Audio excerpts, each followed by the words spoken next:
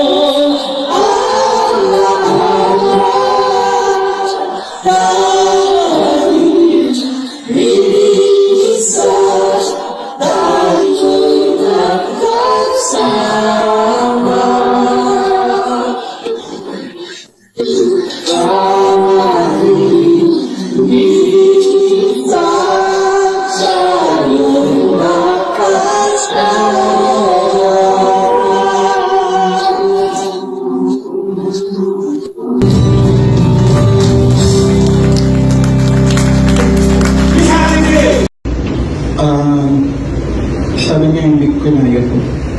Noon pa man, ginusto ko nang magpa-benefit show. Siya ang ayaw.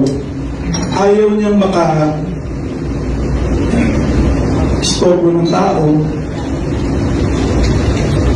Ayaw niyang nanghihingi sa tao. Ganyan si Ate May. Matibay yan. Matatag yan. Nag-iisa sa buhay, pero lumalaban. Ito yung sakit niya, thyroid tumor.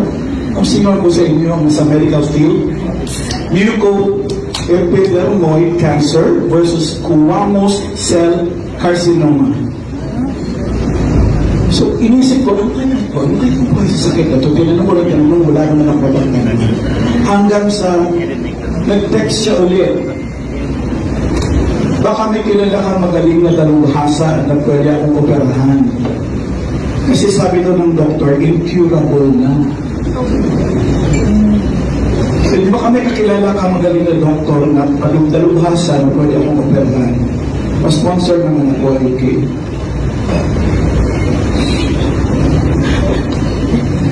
Gusto ko mabuhay.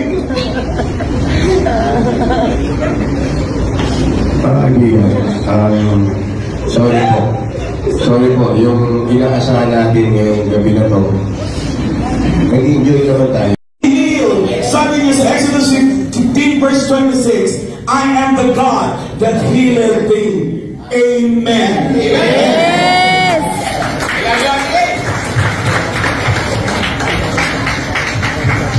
Salamat.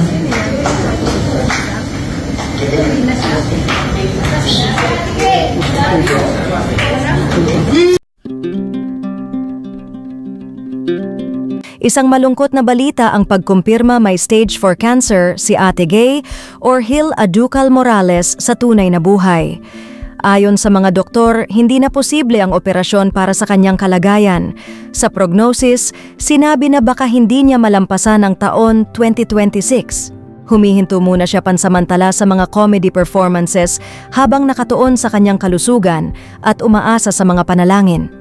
Kinumpirma ng kanyang kaibigan na si Alan Kay ang kinakaharap na health condition ngayon ni Ate Gay kasabay ng hiling na ipanalangin ang paggaling ng komedyante. Malungkot na ibinalita ng Eat Bulaga host sa isang gig nila sa Clowns Republic Comedy Bar last September 19 na may cancer si Ate Gay.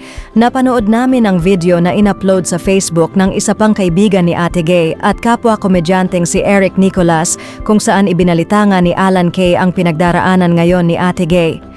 Stage 4 na ang cancer ng komedyante at impersonator ni superstar Nora Aunor. Sa Facebook post naman ng Kapuso Mo Jessica Soho, nabanggit daw ni Ate Gay na nagsimula lamang ang lahat nang mapansin niya na para siyang may behke. Hindi pantay ang mukha ko. Sabi ng mga kasama ko sa work, hindi pantay ang mukha mo, pacheck mo yan. Nagpa-ultrasound ako at nagpa-CT scan.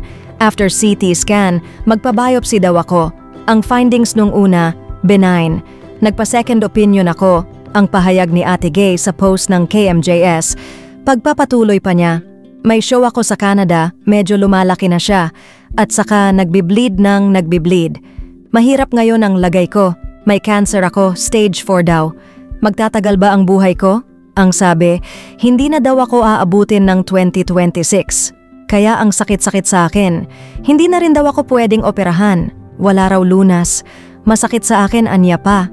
Pag-amin pa ng komedyante, halos araw-araw umiiyak ako. Hindi naman ako nagkulang kay Lord.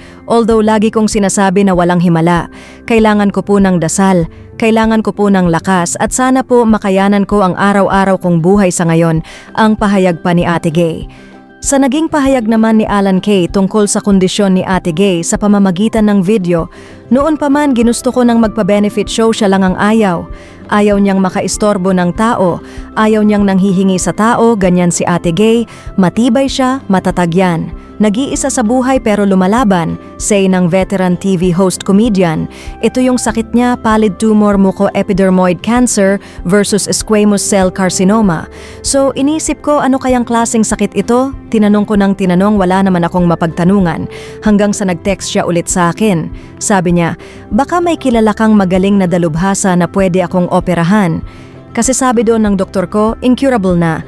Baka may kakilala kang magaling na doktor na dalubhasa na pwede akong operahan. Pa-sponsor naman ako. Gusto ko pang mabuhay. Ang sabi pa raw ni Ate Gay kay Alan Kay, samantala sa naganap na pa-benefit show para kay Ate Gay, ay muling nagpaunlak ng awitin ang komedyante, kung saan kinanta niya ang awiting Handog ni Florante. Malungkot man, maaring ito na ang mga huling sandali na makita natin ang pagtatanghal ni Ate Gay sa ibabaw ng entablado.